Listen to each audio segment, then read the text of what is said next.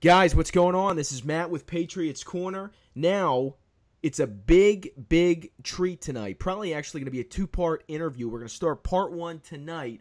I have former Navy SEAL Dougie Gallaher and former Navy SEAL Johnny Beltran, brothers, on the show tonight. What's going on, guys? Not much. How's it going yourself? It's going great, man. It's going great. What's up, John? Oh, nothing much. Just busy working for a fellow SEALs company, doing some security. My buddy from Eagle Eye Security. So it's been a busy week, but all good, man. Wouldn't miss this for the world. Oh, you're the man. Dougie, it's an honor to have you on the show. You know, Johnny and I did our podcast before, and then there were talks, having you on the show, and I'm happy that you're on. This is the coolest thing. By the way, guys, this is my first two, guest stars on the show ever. This is it's a big deal for me. This is huge. Historic in the making. It is cool. That is cool. Yeah, no, I got to listen to your guys' last one probably about a month and a half ago, maybe a month ago. I was overseas with my civilian job over in the Middle East, and have nothing but free time over there every once in a while. So got to listen to that. I think it was about an hour and a half of your guys' last podcast, and heard you guys mention bringing me on. So I was looking forward to it. Right on. Wow, that gives me like a billion times a thrill. Is that you were overdoing everything you're doing, and listening to the show. Wow, I really appreciate that. And Johnny, we did it awesome. It was awesome. I'm pumped up to do this one, and I want to even get rolling. Now you guys are both brothers. We are. Okay. And you're both Navy SEALs. Went on to become Navy SEALs. That's incredible. Yeah, we did. It is a good story. Me and him. He's a little older, so he ultimately got to go first. But I came probably about 4 or 5 years after he did, and started my journey into that life. Now, I want to ask you, Dougie, when John was going through his process, what was kind of going through your head? You guys have a 4 to 5 age year difference? Yeah, 5. Yeah, I think it's about 5. Okay. So, as you're watching John excel, and what's kind of going through your head? Is it immediately you're saying to yourself, this is what I want to do? Or... Yeah, for sure. I think we both from a younger age, probably him right around junior high-ish, and I was probably elementary school time frame, or maybe for him early high school, and myself in junior high. But we grew up, always playing Army Man and stuff like that, and we actually used to play a game called Navy SEALs. We dress up in all black and get super soakers and paint those black, and then we run around the neighborhood and hide and try to shoot each other. I was actually thinking about that, and if you did that nowadays, you could probably have SWAT teams and dogs and helicopters after you. Oh my gosh! Wow, that is so cool, though. So, by the way, too, I love the old school stories. Like even emphasizing, painting the super soakers black. As opposed to now going and getting them, or a kid being pissed off that maybe it doesn't look as authentic. And then you guys, it's like you were made for doing this, which is it's wild. That's something that I've still not even begin to understand in my own head is, how you guys go and do what you do and make it through what you go through, with the training and then, when you're with your team. And I believe legitimately as a civilian that, you guys were made for this, and how, everyone always says, there's a special type of person who's made for a special type of job, you guys being those type of people for the job you're in. Yeah, I would agree 100%. I'd say that people in these communities were ultimately, kind of born, not really, something inside of them at either birth or very young age kind of pushed them towards this lifestyle. It doesn't have to be ours, but going, into the Special Operation Forces soft community. And then going back to your previous question of when he was going through training, I was the kid at, coming home from parties and high school, and I just throw on the Discovery Channel 234 video, and, I'd watch that all night long and couldn't wait for that to be myself. That is so cool. That is so cool. John, what were you thinking? Were you guys kind of communicating as this was going on? What was kind of at play when you were already a SEAL, John, and Dougie's showing all interest and everything? Oh, no, to your previous point, though, I concur. Like, the job doesn't... People are drawn to it. It's a certain type of personality, a certain type of... skill set or whatever, that lifestyle you like to live, just that internal fire, I guess. So people are drawn to it. Not everybody's the same, but yeah. So that's, just to add on to that. As far as we were always, we've always had a close relationship. We've always been, watched, gone to baseball games, football games, whatever, so it's never been out of communication. So during that time, as much as I could, I'd call home because I have a pretty close relationship with my parents. And I'd call home, I talked to Dougie, and it was just one of those things, always continually telling him what was going on, how the training was. I think I would come home almost every weekend in Buds too, because it's only, 2 hours north coming up to the San Fernando Valley from Coronado. So, he got to see it firsthand of, not just what you see on 234, but me, my ass kicked from just being beat all week and sleeping and tired and sore. But he got to see the back end of it firsthand. What was that like, Dougie, when you were seeing that? Were you still like thrilled and ready to go? Yeah, for sure. It was always a big motivation when he'd come back from Buds, first phase, second phase, and bring all his clothes and get to see all the camouflage and sand come off. And then he'd bring a couple of buddies with him just to kind of get away from the compound out there. And just, looking at, I was obviously younger, looking up to these guys who were going through the training that ultimately I knew I wanted to go. And so it was a big influence and positive, reinforcement that's I had no doubt that's what I wanted to do. That is so incredible. And you both played sports, I'm assuming, growing up. John, you said you had played sports, right? Yeah, absolutely. And now, Dougie, what sports did you play growing up?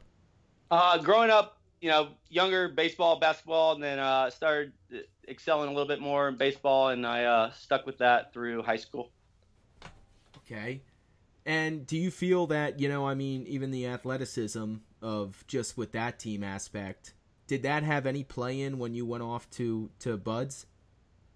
Yeah, it did. I think right around my junior year of high school, senior year, I realized that I obviously wasn't going to be a professional baseball player because I think I hit my growth spurt at about 5'8".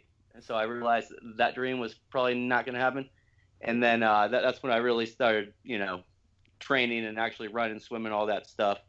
I would actually, my senior year playing baseball, kind of punish myself. And I'd be like, hey, coach, I'm just going to go run laps. He'd be like, all right, go for it. And, I go run for 45 minutes, an hour of practice just because I knew ultimately, another 8-10 months what I wanted to do. And then I kind of followed Johnny's footsteps as well. After high school or during high school, my senior year, I was a lake lifeguard about 30 miles from our house. Okay. And I think that's what really got the all the training that I needed, the running, swimming, up and down mountains. And I had the whole lake and mountain range to my disposal to push myself and start mentally getting ready. So now, what if you guys had to go kind of like back and forth, Dougie, you first, the toughest thing during Buds for you, what was that? So hands down, I used to work for a kind of mentorship program for young hopefuls, and I get that question all the time. And it's kind of funny. I said if there would have been a bell next to my bed, I probably would have not be here speaking to you guys right now. I for say waking up every day 3:30, 3:45, no matter what time you got off the night before, I want to say that was probably the hardest part for me, was just waking up, But by the time I woke up and had to run the half mile to go ring the bell, I was already awake. So I just went through a different day. Now, John, for you, if you know, what about for you? The hardest part by far was, well, I'm not sure if I told you that POW story last time from second phase. So that was definitely the hardest part. I like to sleep too. I mean, inherently a lazy ass if I could be, you know, but you know, you can't be there. So I mean, when you're buds, obviously not. So I mean, I definitely, and I'm a night owl too. So yeah, the sleep thing, you know, that was definitely the hardest part. But I have to make myself go to sleep early because you wake up early. But I don't think anything stood out as hard. I mean, what's the most difficult thing for me was the ruck marches in third phase. Like, I don't know why, because I think my body was already beat. But everything else was just hard. It's you know, all equally sucked. I like the water a lot. Sometimes running sucked a lot. The O course, I think Dougie was a pretty good O course guy, but I definitely was, you know, medium. I wasn't always the best. So that was actually one thing that was hard because I was always trying to improve my time by, you know, 10, 15 seconds. And, you know, I'd fall short and improve it by, you know, 4 or 5 seconds. So, you know, difficult, but no, I never wanted to quit because of that. But, you know, that was probably a mental thing that was difficult for me. It just, you know, I wanted to be better at the O course, but it just, you know, I don't know, just one of those things. Now, that's kind of another question you get asked, or a point most people bring up. They go, well, you know, going through that, there had to be something that, you know, at one point of training that made you want to quit, or, you know, that you seriously thought about it. I can say for myself that there was never that point that it was that bad that I was like, all right, you know, I'm about to get out of this line, or I'm about to get up from surf torture and walk to the bell and quit. It just, if you see yourself graduating in 7-8 months, then that's what's going to happen. And like what John was just saying, yes, it sucks. That program is designed to suck. It's designed to be horrible and push you past every branky limit you have. But I think the guys that have fun with it and kind of laugh at some of the stuff the instructors come up with and make you do, and just kind of like, really? And then just kind of joke about it are the ones you see at the end. And the guys who kind of take it personal and start getting pissed off are usually the ones that go away. Now, what would that kind of be like? You know, I mean, as far as, because you know, I could picture what would go down, and, you know, but what do you guys see when you're out there of somebody taking something personal? Like, is it an instructor saying you're slow as shit? You know, I mean, and not in any disrespectful, you know, I mean, I'm just trying to get a vibe of, you know, what would be going down to where people, I mean, aside from them being under stress, what are the kind of like differences that you see in the people out there? Well, real quick, you know the kind of guys that like cry when they get in a fist fight? Yes. That's about as layman terms as I can say. that I mean, but no, I'm Dougie can probably answer a little bit better, but that's kind of just, you can, like, that program is actually pretty cool to be on the other side once you make it and kind of look back and see what's going on, because you get collegiate athletes, you know, tip of the spear people from the academy, Naval Academy officers that are going in, guys who are just studs, who always excelled at sports and, you know, everything physically. And then they get there, and that program is designed to make those people fail. Ultimately, you're going to fail something. And I think it's the people who have never experienced that either sends them one way or the other. And that program is looking to make you fail and see how you react and how you can push forward after that happening. Now, are there ever guys who are just coming in like thinking like they're going to trick the mind of an instructor as if they're confident and just like extremely, who don't make it, who are just so confident and cocky that they are just, you know, the shit, and who end up don't making it through the process?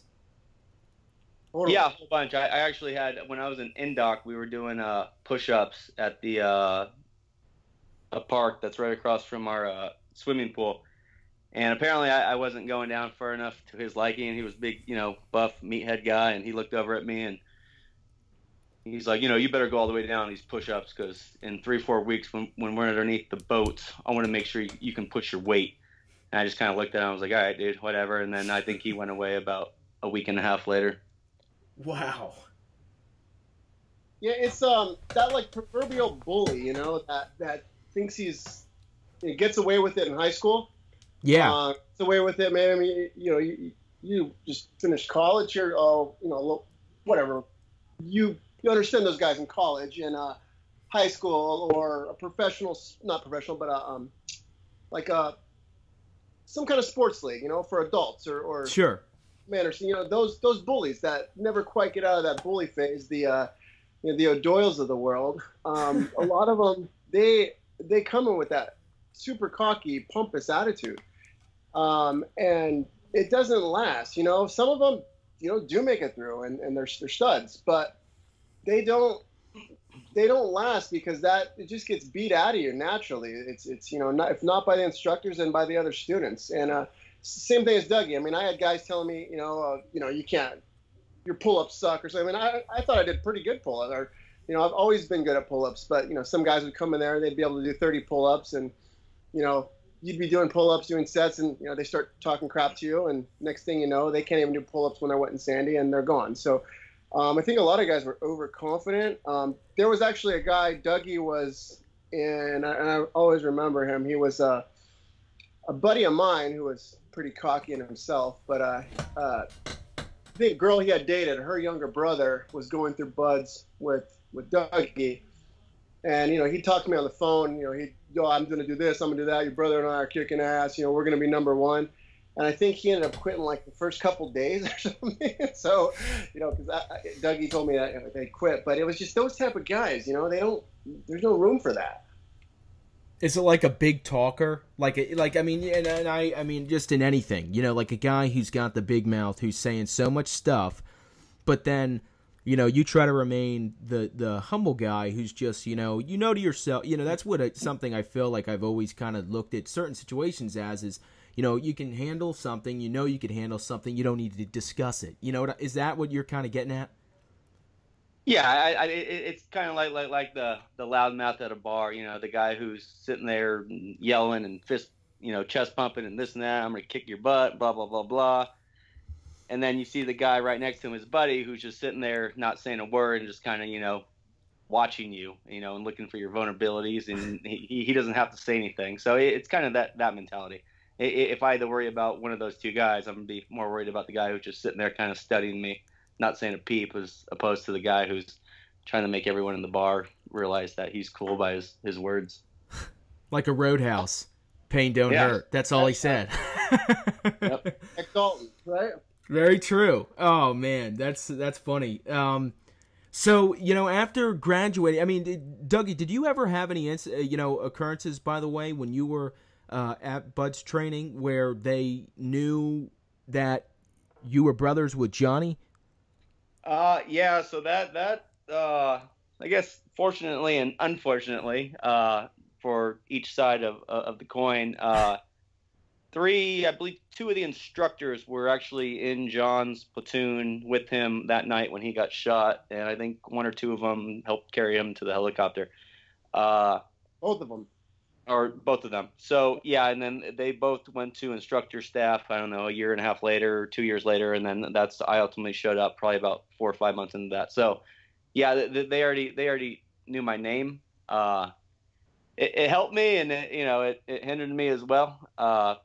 I ate wet on the island a lot because they're like, your brother would expect this out of us, and I'm like, well, that's kind of messed up, but all right, I'll go get wet sandy now.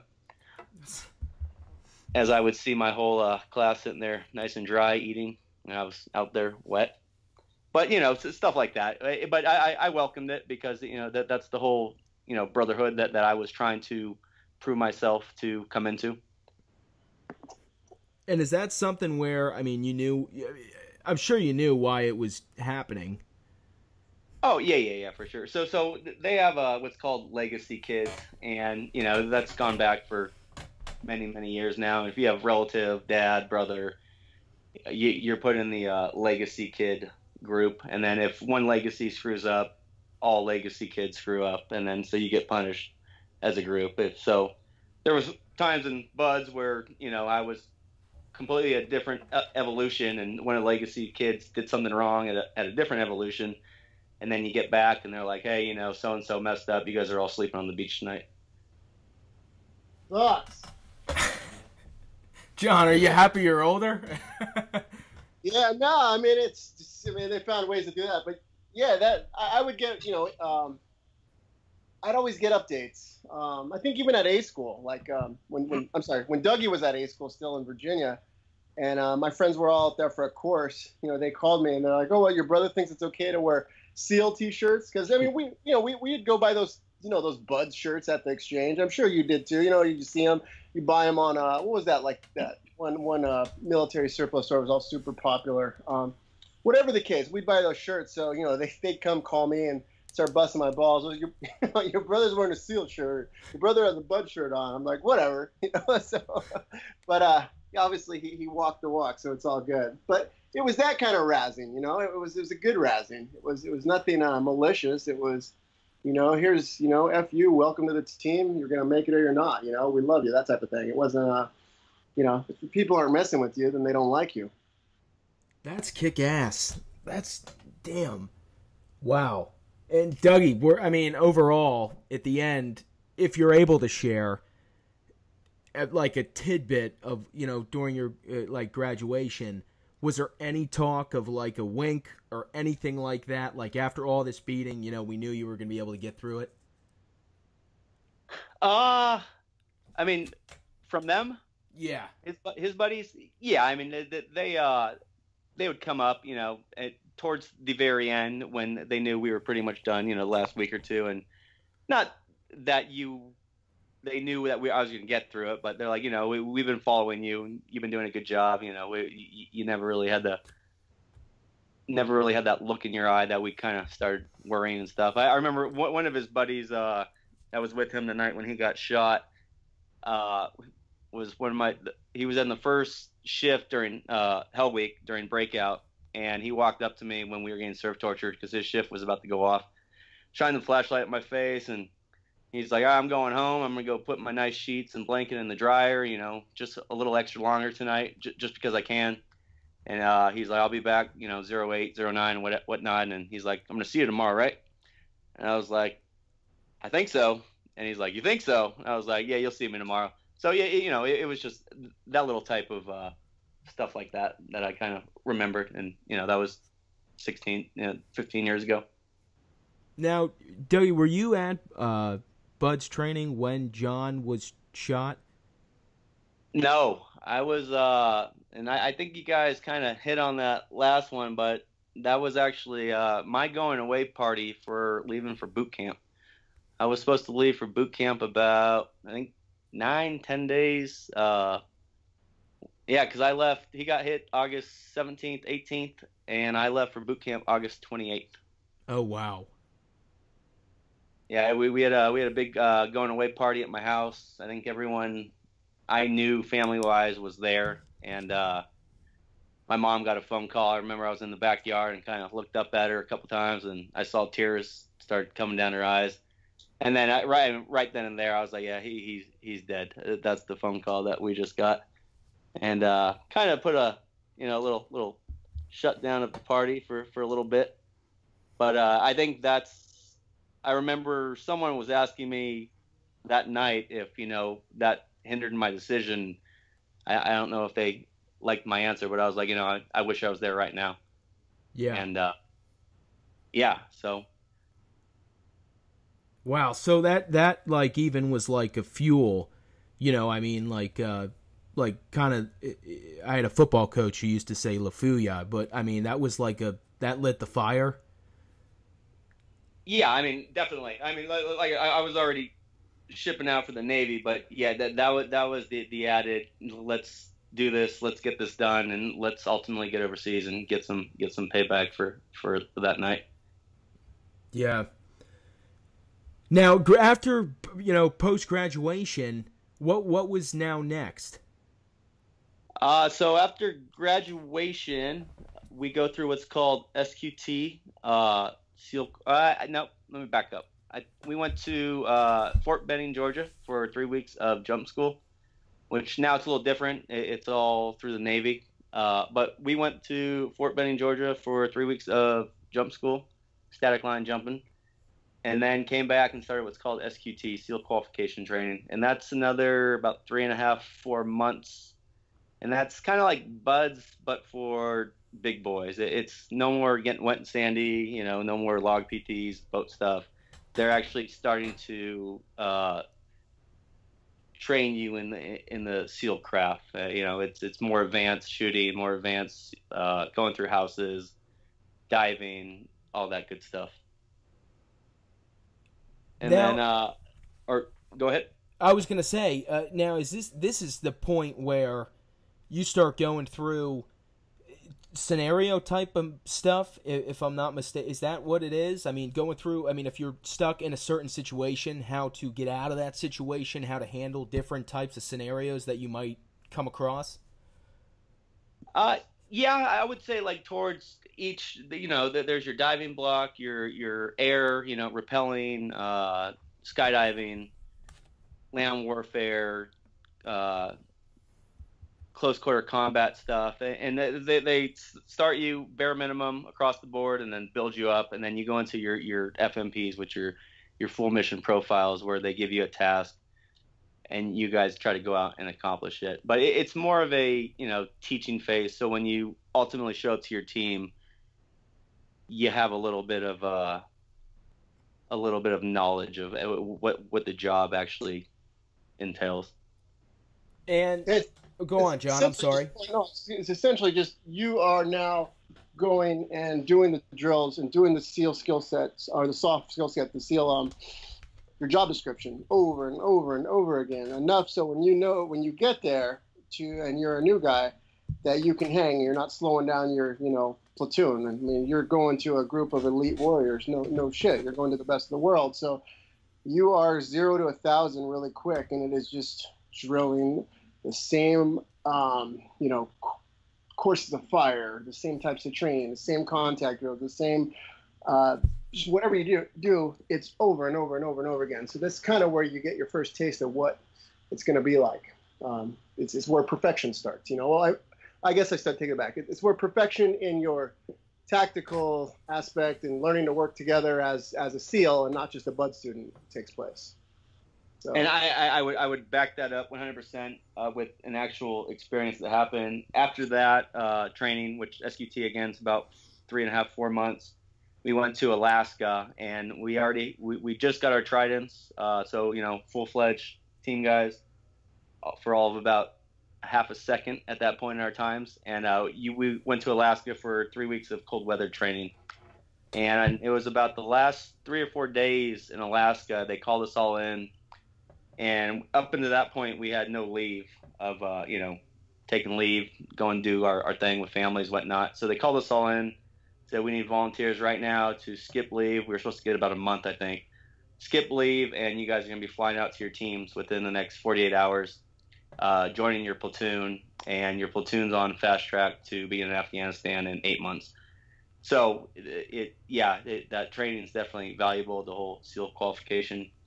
And then I want to say we left Alaska, went back to San Diego, grabbed all our stuff, and I was in the actual no-shit SEAL platoon probably 7 days later, running through the forest with machine guns and rockets going off and all that good stuff. So 100% hit the ground running.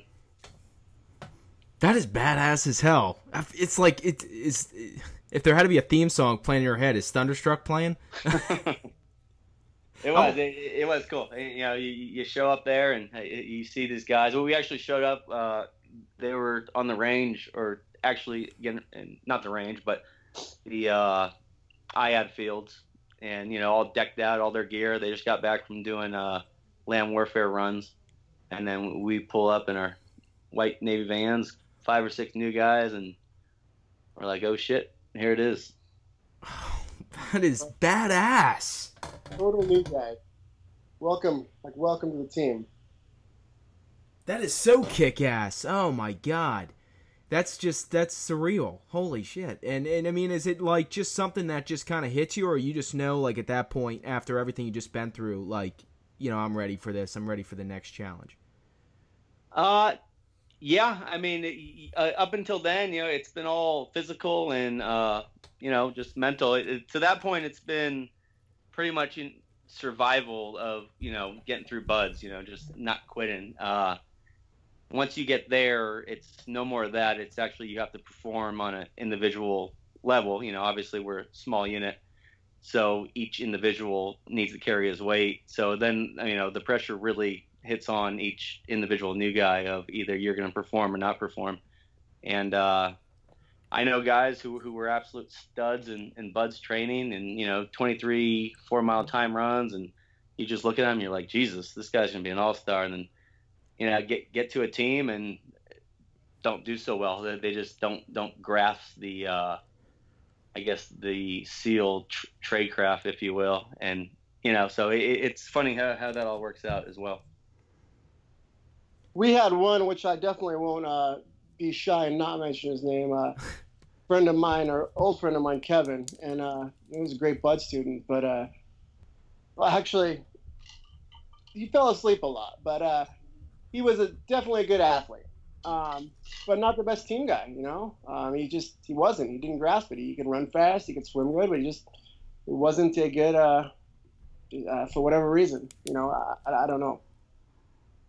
And is that something where you just kind of,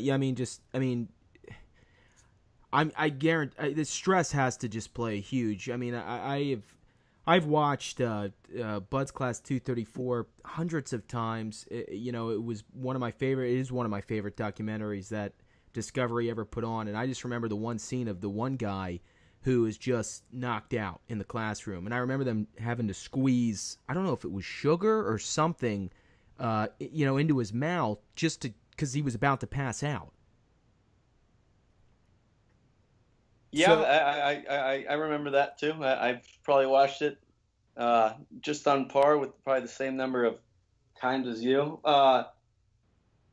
Yeah, I mean that like I said earlier, that training, it pushes you to your all-out maximum limits, and they want to see how you go from there. Now, if that guy would have, you know, bounced back the next day and went 120% again, he probably would have made it. But I think once that little demon gets in your mind that it's no longer for you, then you start coming up with and I'm not saying that he had excuse. His looked like more of a medical condition, but sure, yeah.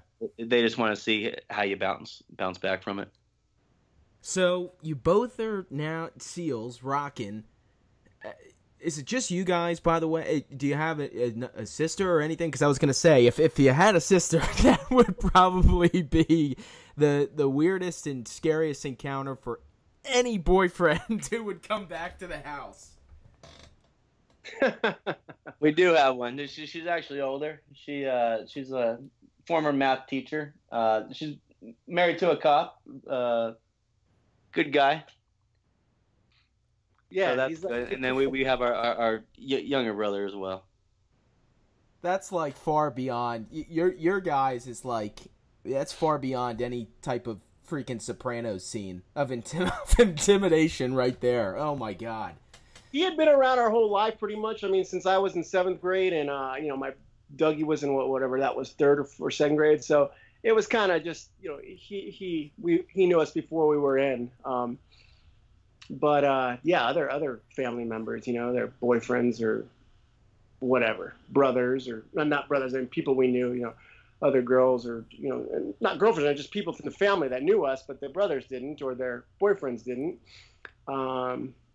Yeah, I mean, I guess they look at you a little different. They look at them a little different now, you know, and I don't know if that's good or bad, but, you know, they'd always use our names joking around, like, oh, I'm going to get my, you know, whatever on you. Just, it definitely holds that whole aura about it, man. But it's not as bad as you'd think, dude. I mean, you know, again, it goes with the quiet professionalism. We don't walk around pounding your chest and saying you're going to kick everyone's ass. It's quite the opposite, you know, except when you're drinking.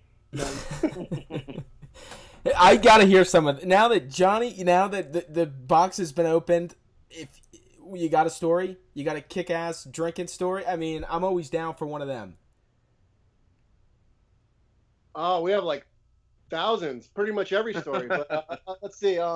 Let's see That's which one. pretty much how every story starts out. So there I wasted. No good story ever starts out with. So there I was eating a salad. Right? A granola bar. I'm trying to think which one I can say without making myself sound like a total ass. I think what Johnny thinks the one I have one that kind of so going through SQT. As me and him both grew up LA, Los Angeles. So a couple of my good buddies from high school actually went to college. They went to San Diego State.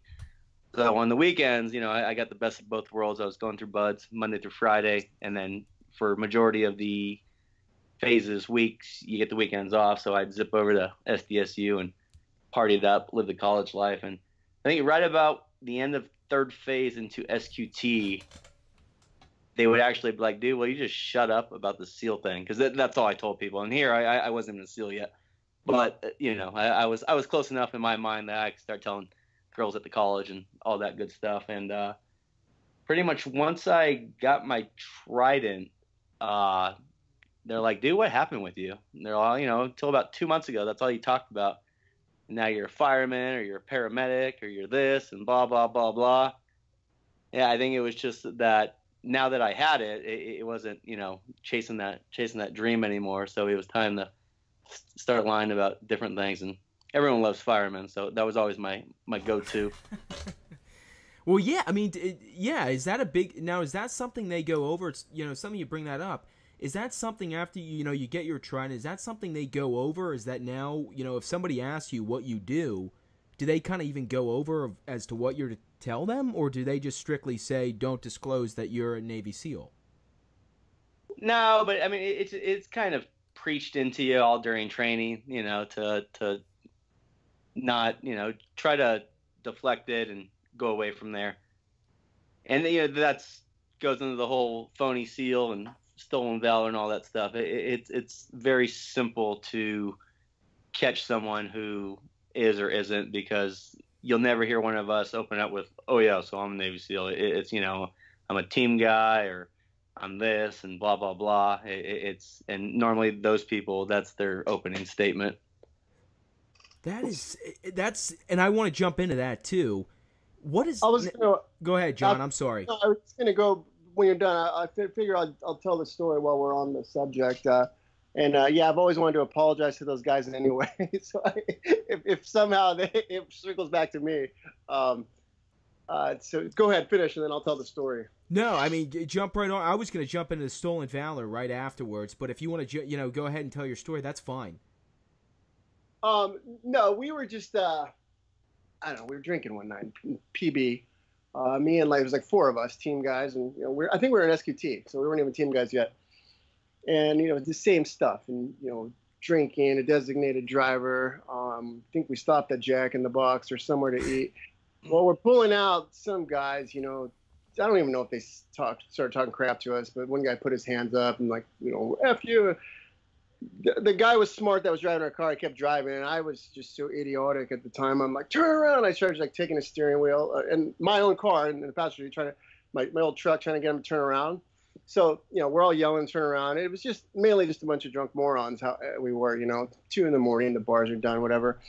And so we circle around, go around again, because there's a median in the street. We come back in the parking lot, and I saw some guys walking to 7-Eleven. I'm like, that's them, right? And so walk in, and I just got a Jack in the Box, and I don't know why I thought it was a great idea, but I opened the door to 7-Eleven, just threw my Coke all over this guy. So he ran out, we started fighting. Like my friend's, getting out of the car. I could see him like crawling out. His his hands were down on the ground, his legs were above him, and we pursued to, it's a short fight, but nevertheless. Next thing you know, about, 30 seconds or so, my buddy grabs me, and the sober one throws me up against my car, like hard. And he's like, you effing idiot. I'm like, what's wrong? He goes, dude, those are the wrong guys. That was kind of a lot of stories like that though. But yeah, if I, if those guys ever, I'm sorry for that. Oh my God. But yeah, I mean that's probably a mild one. It's just stuff you could never even write about. Guys do, and but I think that also adds to the brotherhood. That adds to what we do. That adds to our closeness in the teams. Just we're always it's a bonding, and I know it sounds really stupid. I mean, again, you went to college, you drink with somebody, you have a beer with somebody. It's an old-fashioned way of saying you respect them. And then, when you share a story like that with someone, as stupid as it is one of those things that you'll always remember that person by. And, you have a lot of those, and then you go off to combat with a guy, or you're doing training with a guy, and it's an ultimate, form of bonding. So, the stories, yeah, we did a lot of silly stuff, but it definitely, some of them we won't talk about, but it makes your, your unit as a whole, cohesiveness, it just makes you that much stronger. And again, does everyone understand that? Probably not, but it's definitely true. That is, well, I got one word, badass. That's my thing. When I hear that is just, oh my God, that brotherhood it's just got to be insanely incredible. And just that whole story right there, John, I feel like I was playing that song, George Thorogood, one bourbon, one scotch, one beer. Gonna tell you a story. That is something else. Oh my God. Doug, you were saying about the stolen valor, though. John and I got into this a little bit, last time we did our podcast. And how does that stuff kind of make you feel, for both of you, an open discussion. I'm not even in the military, but I could tell you right now, no BS to either of you. That stuff irks me beyond belief, and I would get mouthy if I ever did come across it, because I think it's just the most screwed up thing in the entire world. That is awful. No, yeah, it is 100%. And it's kind of a, if someone wants to, lie about being a team guy, that, some chick at the bar to, try to go home and get lucky, whatever, no harm, no foul, he's an idiot, but blah, blah, blah. It's, for me, it's when they do it off, more importantly, our dead teammates and fallen brothers, and then make profit off of that. That's when it really gets to me. And then there's, cases all over the place of people just embellishing military stories. And, for some reason, everyone wants to go to being a SEAL. I think just recently being in the limelight of, the media and all that, but that always seems to be the go-to. But it's, when they're landing contracts and they're landing, people donating money and going to churches and, actually taking from people who have earned the trident and then ultimately, died because they earned that trident and were wearing that trident. I think that's when it gets to me.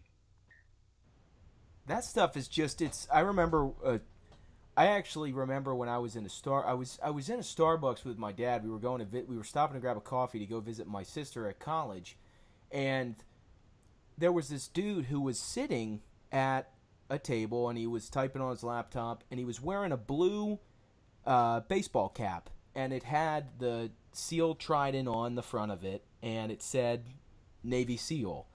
And I am sitting with my dad, and I'm like, Dad, do you see that guy? And my dad is very big into everything you guys do. He's a huge supporter. He's as big into it as I am. And he was like, oh, yeah. And, I was curious as I was going to approach him, and I didn't know how to approach him, and I ended up walking over to him, and I was like, hey, I just want to say, thank you for your service. And, he said, oh, I'm not in the military. And I was just kind of taken back, what the fuck? You're wearing this hat that significantly says this. And, for whatever reasoning, I was I just paused like a deer in the headlights. And I just looked at the guy and I was like, what do you mean, man? It was a weird thing. You know what I'm saying? It was just very, very odd to me. that stuff just kind of puzzles me as, you know, I mean, everything you guys go through, you know, and I had started doing the podcast at this time and, you know, having the opportunity to speak with you guys, you know, listening to your story, I was just like, what the hell? You know, this guy's going and getting this and he's wearing it around. You know, it just makes you feel like it's putting on a show for somebody else. You know what I mean? And letting somebody else, like even myself, sit at the table and think, who is that guy? You know, it's just a weird type of situation. Now, I think people like that, a lot of them are probably going off the fact that most people aren't going to come approach them. So they're just going to go with it. And most people are going to think, and, you know, 95% of people aren't actually going to come ask them about it, you know, why they're wearing that, or do you know so-and-so. So I think that goes pretty big in that. But I could have told from when you first started telling about that story, and once you said he had a 4 or 5 inch trident on his hat, that he probably wasn't a real team guy. Yeah, no, that was, you know, the older team guys or the older, you know, Vietnam SEALs, they'll wear hats like that, but you know, they probably because their grandkids got them, you know, the hat, and it's one of those things, you know. But the younger guys, you're never going to catch somebody, you know, wearing a huge trident on their hat or a huge trident. And I used to wear sweaters that said Navy SEALs on them. I tried to be careful not to wear ones with tridents on them, but I was always quick to say, no, I'm not a SEAL. I'm going in. I want to. But I never claimed, hey, you know, this is what I am. I think you can still pay a certain amount of homage to guys wearing the stuff and not being disrespectful, as opposed to being a total douche and wearing it and not telling everyone you're not, like Dougie just said. You're not saying you are, but you're definitely not saying you're not. Yeah. And that's even in the military, guys do that. You know, some guys will, you know, they'll be stationed at a team, or they'll station over at Damn Nick, you know, guys from the teams, or guys from, you know, the support staff stationed at one of the, you know, West Coast or East Coast teams or whatever. And they'll, you know, people will talk to them, and they'll all day long, yeah, I'm over at SEAL Team 1, this and that, blah, blah, blah, or I'm at SEAL Team 4, or, you know, and every word is almost an elusive way of saying I'm there, but I'm not there. But they won't ever say straight out, I'm not, you know, no, I'm not a SEAL. And that's what pisses me off mostly. It's the active guys, because the civilians, yeah, as mad as, unless, like Dougie said, they're stealing somebody's, you know, identity that's died or bled out, you know, F them. But it doesn't truly make my blood boil as it does the guys that are in that do it. And, you know, they're in, they should know better. It's like, you're in, everybody's proud to do what they do. They go get tabbed or their surface warfare pin or whatever it is, and be proud of that, own that, you know. But then they go and, you know, if they're attached to the command, or the biggest is they've worked with SEALs, and oh yeah, I worked with SEALs. Like, dude, you crossed paths with them once, you know. I mean, it doesn't make you a bad guy if you haven't, but that's where it's just really stupid when people do that. I don't quite get it, man. And I just don't see. But I mean, I'm 40 now too, so older. But younger, yeah, it used to piss me off, you know. It just, yeah, man. It's one of those things. It's Dougie actually worked with a guy who, you know, did go after guys, like, so they you know, have that whole little history of, you know, that Tony Seal thing. But you get it everywhere. You would think not just in San Diego or Virginia Beach, you know. I'm sorry, you would think not just in Middle America. I mean, you still get it in San Diego and Virginia Beach that people saying they're SEALs and they're not, or Rangers down in, you know, Fort Benning. I'm a Ranger when you're not, or something like that. I don't know. It definitely makes me just completely perplexed why somebody would do that. But hey, free will, right? And which is kind of funny about how I hit on earlier, once I actually got my trident, I kind of stopped talking about it, is most real team guys come up with awesome jobs of, you know, I'm a door gunner for the space shuttle, or I'm a hot air balloon reconnaissance team, or, you know, something cool. And just, you know, when we used to go out on training blocks with, you know, a bunch of in shape dudes who, you know, we were a rugby team or blah, blah, blah. So we'd go out of our way to try to lie and be able to talk enough about what we did. You know, we're a skydiving team, blah, blah, blah, and be able to answer questions about it. And So it just, yeah. And that's not fooling anyone, though. If somebody's around and they know the game, they know your team guys, so they know it's you're just screwing around. It's everyone I know that knows SEALs, you can spot them out. But that definitely was fun making what was a good one? I think I said sometime, and I'm definitely not a mathematician. I think I said I tested the aerodynamics on jet skis or something. I don't know, something really stupid, and somebody like called me out on it, and they really were an engineer, so I had to backtrack and go, oh no, I'm a SEAL. But I don't know, man. I mean, it's weird, dude. Like I said, be proud of what you are, man. It's certain people are successful at what they do. I think for Dougie and I, it's great because we have that bond now we can look back on and maybe not always agree on stuff, or maybe not always have the same viewpoint. I mean, most of the time, but we have that bond to always fall back on that kind of starts over as a benchmark. It's there. I know what he's endured. He knows what I endured. And not just in buds. I mean, we're talking real world. We've both endured some hairy shit, and it kind of sets you back. And I guess that's why it pisses me off, because understanding that or my other brother, like what he's had to endure, my youngest brother, having to hear what I've gone through and what Dougie's gone through. So, some guy pretending that, yet you're kind of indirectly being a poser for not just guys in the community, but their families and friends alike. So yeah, it's idiocy, man.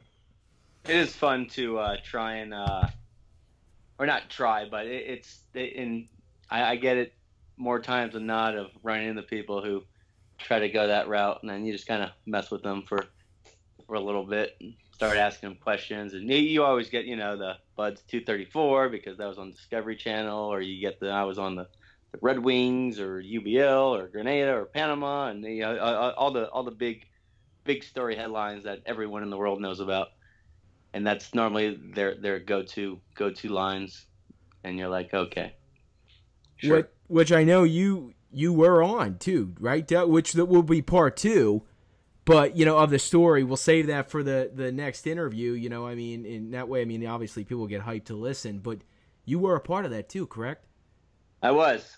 So back to that Alaska story when they asked for volunteers, I went straight to SEAL Team 10. About 25 of us, and we got issued our platoons: Echo, Fox, Golf, Hotel, and me and 3 other new guys. We just so happened to be SEAL Team 10 Echo Platoon, and that ended up being the June 28th Operation Red Wing Platoon. And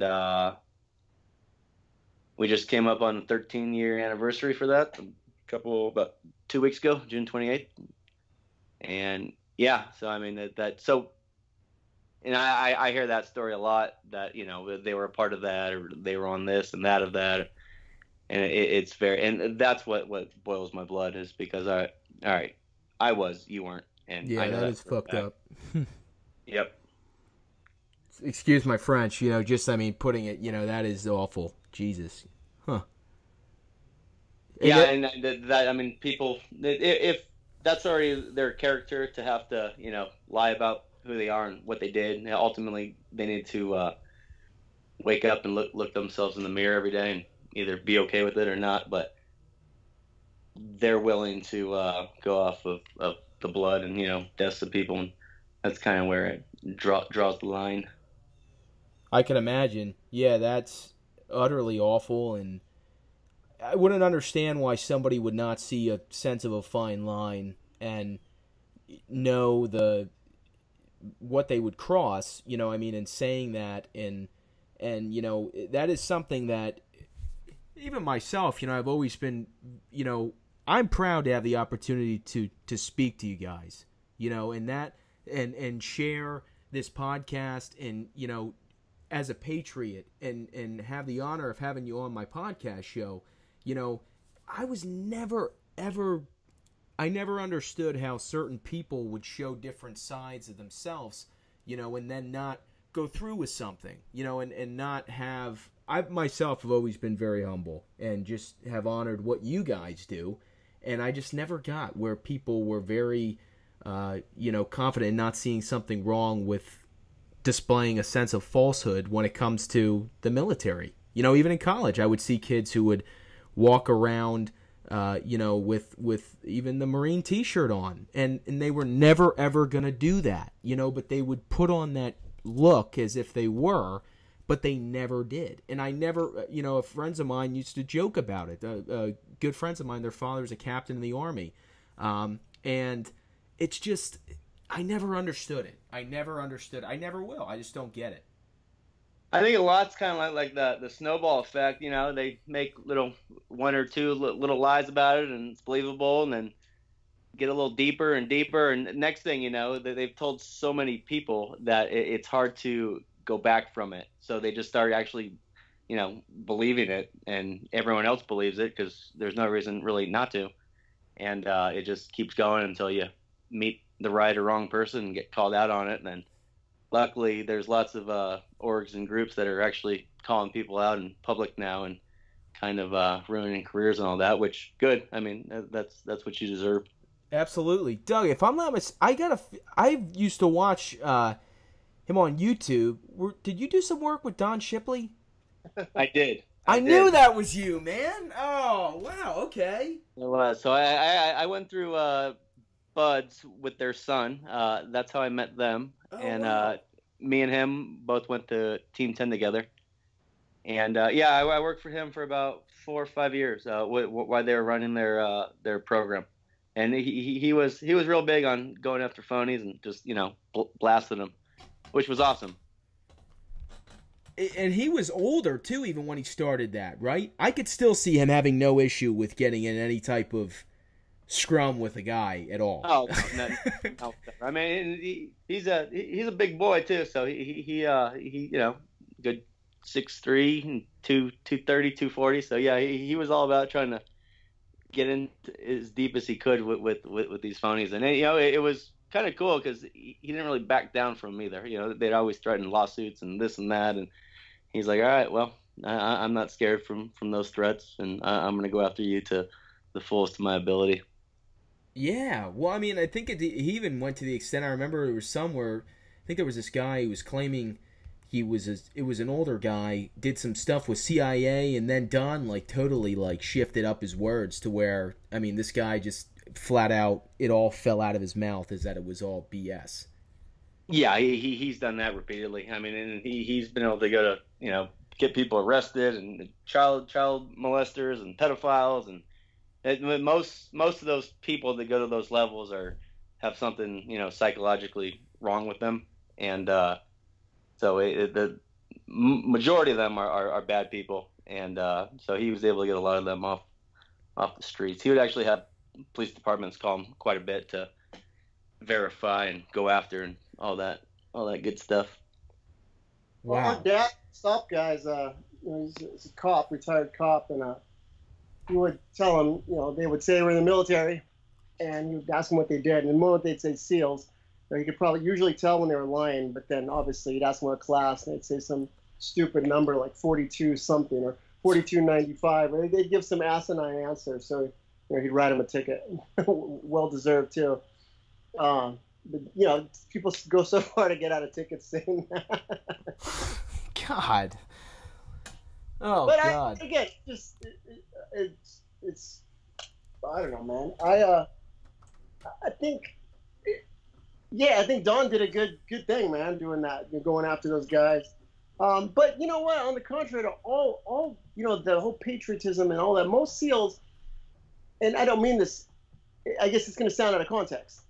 We're not super flag waving, wearing red, white, and blue every day, and USA and all. We are that way, but most of the guys are more quiet, So you have to kind of pry that part out of SEALs. 4th of July events, guys are, of course, like I said, again, patriotic. You're American, this, not, but you have your other people that are just 100% gung ho, wearing red, white, and blue hats for, this and that, and that's awesome. I think that for us, that level of patriotism kind of in us, you know, it's instilled in us. We've lived it. So it goes back to the quiet professional. We try to keep it on both sides, you know. We're not boasting about either, you know, being super proud on one thing or super loud on another. So when you see somebody boasting, whether, you know, this and that, and, you know, I was a SEAL and huge, you know, American flag and I did all this, it's probably not valid. It's probably just theater or theatrics. Well, to me, and I hear you. You guys are all James Bond. That's for sure. That's for sure. A whole fleet. So, for part 1, I say we pause it here. Part 2, which everyone who's listening, you know, will be, you know, coming soon. We got a lot to talk about still. You know, Doug, I obviously want to hear, you know, your story with Operation Red Wings, and then to jump into what's going on with Task Force Zombie, you know, jumping into that. You know, I even want to talk about the stuff with North Korea. I'm amped up.